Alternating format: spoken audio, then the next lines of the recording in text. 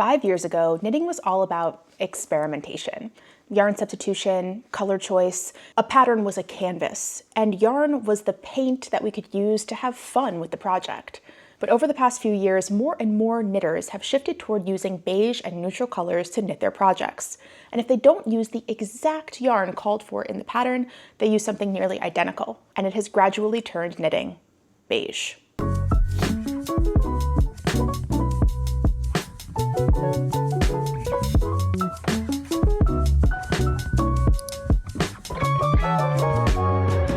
Prior to 2020, yarn substitution was the norm. A designer would list a yarn that they used for their sample, but they didn't assume that you would use exactly that one. When you walk into a local yarn store holding a pattern and say, I want to make this, more often than not, the yarn store owner will say, we don't have this exact yarn, but this entire wall will work for that project. It encourages knitters to feel empowered to pick any yarn that'll make gauge and work with that. Books like the One Skein Wonder series leaned into this culture. They encouraged you to buy any lace weight yarn, any sock weight yarn. Back then, yarn substitution didn't just mean switching brands. It meant color play, it meant variegation, it meant finding creativity within a pattern to really make it your own. Today, yarn substitution has narrowed down into matching. Similar color, same makeup, and very similar finished outcome. Let's take a look at what yarn substitution has transformed into today by looking at the queen of the neutral raglan herself, PetiteKnit, and comparing it against two super popular patterns of the early 2000s. There's nothing wrong with PetiteKnit, with her vibe, with her neutrality, with the simple, beginner-friendly nature of her patterns. People love them, and I have to respect her business savvy for blowing up into the viral sensation she is today. This isn't coming from a place of negativity. It's just an observation on a cultural phenomenon. With that being said, let's take a look at three of her patterns: the Stockholm sweater, the Monday sweater, and the champagne cardigan. These patterns are super popular. They've been knit thousands of times, and they're just a small sampling of PetiteKnit's impressive pattern collection. But if we look at the project pages on Ravelry for these sweaters, we notice an interesting phenomenon. The knitters that have made these patterns tend to choose yarns that recreate the pattern photo almost exactly, and even if they switch yarn brand, they mimic color, fiber, and texture. These projects are attempts to recreate the sample, not reinterpret it. In contrast, a sweater like Penguino by Stephen West is an experiment in color. And yes, people did knit this out of shades of beige. But can you imagine that there is a line in this pattern that says, gather a colorful array of yarns from your collection and knit a dreamy convertible jacket? Like, Stephen West just said, go in your closet and find some scraps, knit them up, let's make it happen. He isn't even recommending a specific yarn, a specific brand, a specific color. It's an invitation to experiment. Now, if Penguino feels a little too out there in comparison to PetiteKnit, I hear you. Let's look at a more fair example. Boxy by Sophie was an extremely popular pattern in the early to mid 2000s, and just like PetiteKnit, it has an oversized, minimally shaped sweater. It's literally called Boxy. Let's look at what knitters did in the mid to early 2000s with this canvas. Knitters used tons of different colors. They used stripes, variegated and hand-painted yarns, color blocking, and we don't see a whole lot of neutral beige. Perhaps the best example lies in the Sophie scarf, a viral knitting sensation. I'm sure that you've seen it. The Sophie scarf is the perfect canvas to play with color. It's small, it's garter stitch, it has variable length rows, perfect for showing off the differences in stripes and variegation in a unique skein of yarn. But when we look at the pattern page for the Sophie scarf, we almost exclusively see neutrals. In contrast, let's look at the Hitchhiker, another viral scarf from the early to mid 2000s with very similar shape. Now, Hitchhiker was often used to showcase hand-dyed, variegated, self-striping, very unique yarns from indie dyers, and those variable length rows really showcase the different way the yarn would pool in a project. When we look at the project page for Hitchhiker, we see lots and lots of color, variegation, stripes, speckles. The contrast with the Sophie scarf is evident. So why did this shift happen? Why are knitters moving away from color, variegation, and indie dyes and moving toward beige and neutrals? If you caught my cringe culture video, you'll know that I talked a little bit about how fear of looking different has shaped the types of things we like to knit, and I'll link it here in case you missed it. And I also talked about why knitting patterns are starting to look so similar to each other in this video, which I'll link if you missed that as well. But why are knitters leaning away from color and reaching for beige yarn more and more? For that, we have to blame the algorithm. The knitting world experienced a major shift around 2020. We had a global pandemic, and we were all advised to stay home. businesses closed their doors, and fiber festivals did not happen in person in order to help keep us safe. At the same time, an entirely new group of knitters picked up the hobby for the very first time. Knitting is cozy, it's comforting, and it feels good to learn something new.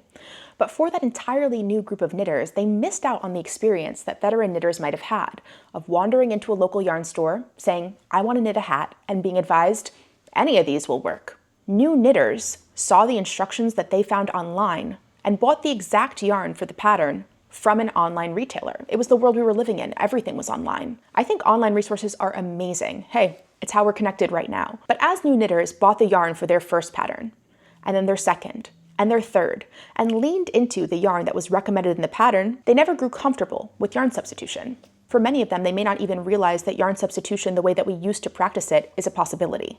And the types of projects and patterns that new knitters who learn to knit online in isolation are exposed to is largely shaped by what would rise to the top of their Instagram and TikTok feeds. The projects that do well in those algorithm-driven spaces are neutral, cozy, Scandinavian, simple, oversized sweaters. Sound familiar? There's a reason that these projects gained so much popularity. They're beginner-friendly, and their calm, hygge, minimalist vibes were soothing in a wild and unpredictable world. Gen Z fashion certainly plays a role here, as those knitters who were utilizing these social media sites to source their patterns were leaning into the fashion trends of today. Why wouldn't they? It makes sense. The indie-dyed, variegated colorways that had so much popularity in the early to mid-2000s don't do as well on the algorithm-driven feeds. Variegated yarn can look kind of blotchy in a simple stockinette sweater. The sweater that I'm wearing right now is a hand-dyed skein. This is just how it pooled, but not every knitter wants to wear a zigzag sweater. Plus, variegated, colorful yarns don't always photograph as well as beige neutrals. They look cleaner on an Instagram feed, and so they just rise to the top. And there is a little sprinkle of cringe culture here because nobody wants to be the girl in a blotchy zigzag pullover on a feed full of cool Scandinavian neutrals. The algorithm rewards sameness, and cringe culture reinforces it. There's another reason why we're seeing so much beige overtaking the knitting world, and it has to do with knitting designers' choices. Knitting designers have always provided a yarn recommendation in the pattern. It helps guide knitters to understand what they used in the project, what they intended for it, but today's online world is a little bit different because we live in a world of affiliate links. And now, designers have much more of an incentive to push the exact yarn that they use to make the design, because if they linked to it with an affiliate link, they get a percentage of each and every sale. And frankly, I don't think this is such a bad thing. It's really hard to make money in the knitting world, and so if you found a way to create a product that people love and monetize it, go for it. Sharing an affiliate link isn't hurting anyone. Today, influencers are getting on their feed every day and saying, "This is my top, here's the link, here are my pants, here's the link," and selling you the exact product because they get a kickback. So I'm not blaming knitwear designers for this larger cultural shift. It's happening in every element of our lives. The brand name obsession always kind of was there, but pushing to buy the exact same item that someone else has or replicate the exact same sweater that the designer has knit, it feels a little bit different than the way things used to be. And I don't want to sound like a curmudgeon who's complaining about things plodding on and moving on without me. Some of this is harmless. It's just a shift that's happening and something to be aware of.